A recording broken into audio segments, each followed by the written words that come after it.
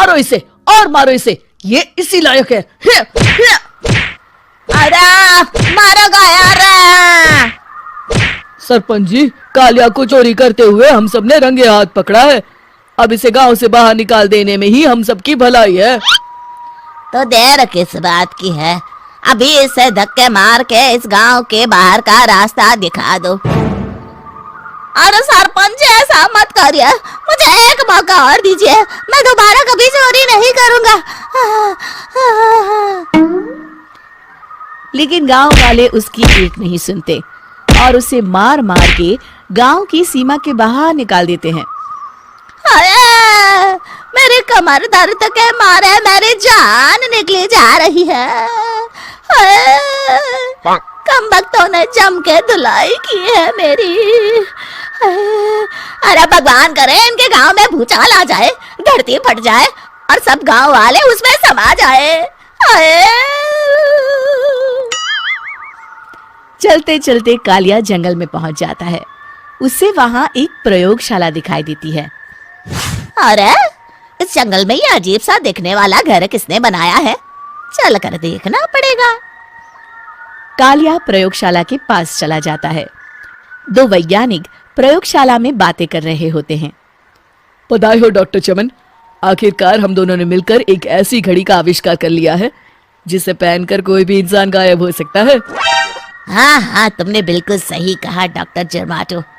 अब कल सुबह ही हम इस जंगल से निकल जाएंगे, लेकिन उससे पहले आज रात के खाने का बंदोबस्त करते हैं। हाँ हाँ, मुझे तो बड़ी जोरों से भूख लगी है, चलो चलते हैं। दोनों वैज्ञानिक वहां से चले जाते हैं। उनके जाते ही कालिया प्रयोगशाला में दाखिल होता है। अच्छा तो ये बात है। कालिया बड़े से कांच के अंदर रखी घड़ी को बाहर निकाल लेता है और अपनी कलाई पर बांध लेता है। फिर घड़ी में लगा बटन दबा देता है। कालिया को एक जोरदार झटका लगता है। कालिया अपने आप को आईने में देखता है तो उसका पूरा शरीर पूरी तरह से गायब हो चुका होता है। अब तो जो चाहे वो कर सकता हूँ। सबसे पहले मैं उन सभी को सबक सिखाऊंगा। गांव वालों, मैं आ रहा हूँ। कालिया गांव की ओर चल पड़ता है। थोड़ी देर के बाद दोनों वैज्ञानिक वहां आते हैं। अरे ये क्या, लगता है कोई हमारी घड़ी चुरा कर ले गया है। ये देखो पैरों के निशान। अब क्या होगा, अगर वो घड़ी किसी गलत हाथों में पड़ गई तो अनर्थ हो जाएगा। तुम चिंता मत करो, हमारी घड़ी में जो बैटरी लगी है ना, वो सिर्फ 24 घंटे चलेगी। उसके बाद वो घड़ी काम करना बंद कर देगी। उधर दूसरी तरफ गांव में सरपंच अपने घर में सो रहा होता है। तभी एक आहट से उसकी नींद खुल जाती है। अरे कौन है वहाँ? बड़े मजे से सो रहा है, आज मैं तुझे नहीं छोड़ूंगा। कालिया पास में पड़ा डंडा उठाकर सरपंच की पिटाई शुरू कर देता है। ये ले, ये ले, इसी लायक है, ले। आप मर गए। अरे अरे ये क्या हो रहा है? अरे अरे कोई बचाओ मुझे, मेरे घर में भूत आ गया है। सही कहा, मैं भूत ही तो हूँ, ये ले। अरे भूत जी, मैंने आपका क्या बिगाड़ा है, मुझे छोड़ दीजिए। आपको क्या चाहिए? तेरे घर में जितना भी पैसा है ना, मुझे ला कर दे दे, तब मैं तुझे छोड़ दूंगा और यहाँ से चला जाऊंगा। सरपंच अपनी तिजोरी से पैसे निकालकर एक बड़े कपड़े में बांधकर जमीन पर रख देता है और कालिया वो सारा पैसा लेकर वहां से चला जाता है। दूसरी तरफ जमींदार गांव के चौराहे पर खड़ा कुछ लोगों से बात कर रहा होता है। इस कमीने जमींदार ने भी मुझे बहुत पीटा था, इससे भी बदला लेना तो बनता है। हाँ? जमींदार अचानक अपने आप को चांटे मारने लगता है। अरे भाई ये क्या हो रहा है? जमींदार साहब अब ठीक तो है ना? अरे मुझे नहीं पता भाई। अरे मर गए रे, ये तो पक्का किसी भूत प्रेत का काम है। जमींदार के अंदर कोई भूत आ गया है, इससे पहले कि ये हमारे अंदर आ जाए। मनोहर भाई, अपनी जान बचानी है तो भागो यहाँ से। ये क्या? अरे बाप रे बाप, मुझे तो भूतों से बड़ा डर लगता है, मैं तो चला यहाँ से। अगली सुबह इस घटना से पूरे गांव में दहशत फैल जाती है। सभी गांव वाले आपस में बात करने लगते हैं। अरे भाई, पता नहीं कहां से हमारे गांव में एक भूत आ गया है। उसने कल रात को सरपंच और जमींदार की खूब पिटाई की और उनके सारे पैसे भी लेकर चला गया। हाँ भाई हाँ, ये भूत तो मुझे बड़ा अजीब लगता है।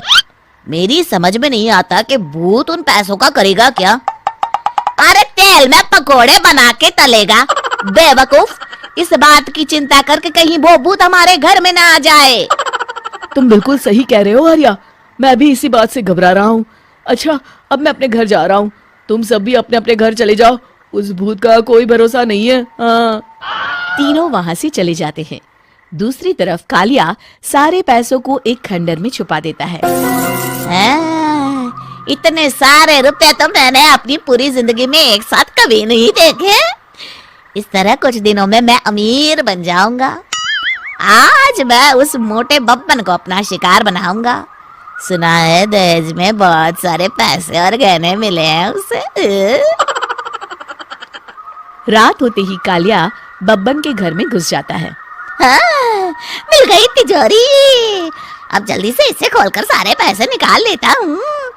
अरे खुल जा खुल जा। खुल गई। कालिया पैसे थैले में भर ही रहा था कि तभी बब्बन उसके बगल में आकर खड़ा हो जाता है। भाई क्या कर रहा है हाँ? अरे हट।